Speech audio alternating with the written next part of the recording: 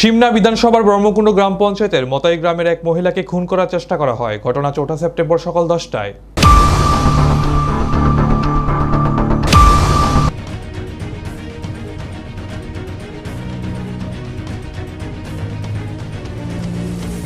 তখন সময় মহিলা ঘরে বসেছিল। এমন সময় একটি ছেলে এসে ওনার বারান্দায় চেয়ারে বসে এবং বিভিন্ন রকম কথাবার্তা বলতে থাকে। তারপর হঠাৎ একটি লোহার ছুরি দিয়ে মহিলার উপর আক্রমণ করে বসে।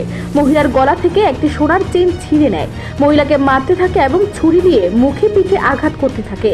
মহিলা ভীষণভাবে রক্তাক্ত হয়। সেই সময় বাড়িতে কেউ ছিল না। মহিলার চিৎকারে এলাকাবাসীরা এগিয়ে আসে, তাকে কাতলামারা প্রাথমিক স্বাস্থ্য কেন্দ্রে নিয়ে যায়। কর্তব্যরত চিকিৎসক মহিলার বর্তমান অবস্থা বিবেচনা করে উন্নত চিকিৎসার জন্য জীবিতে রেফার করে দেয়।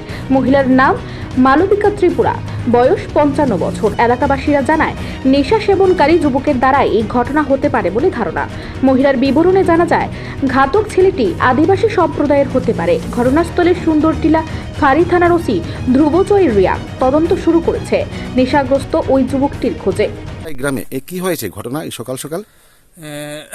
ঠিক 10টা নাগাদ একটা টেলিফোনে ইনফরমেশন পাইছিল, একটা মহিলার বাড়িতে নাকি এক অচেনা লোক আইয়া গলার চেইন ছিনতাই করতে চেষ্টা করছে।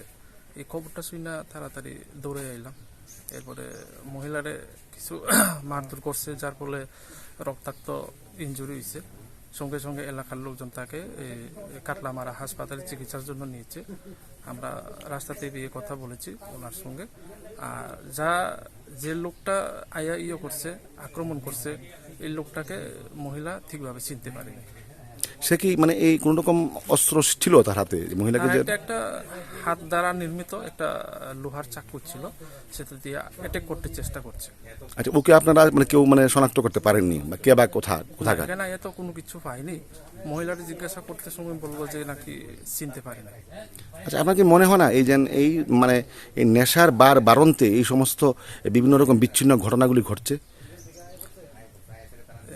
তখন অক্ষণে আপাতত সঠিক বলতে পারছি না কে এই ঘটনা করছে।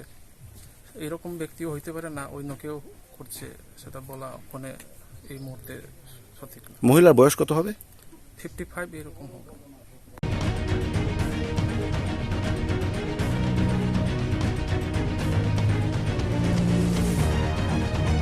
নিজস্ব প্রতিনিধি রিপোর্ট, এশিয়ান টাইমস।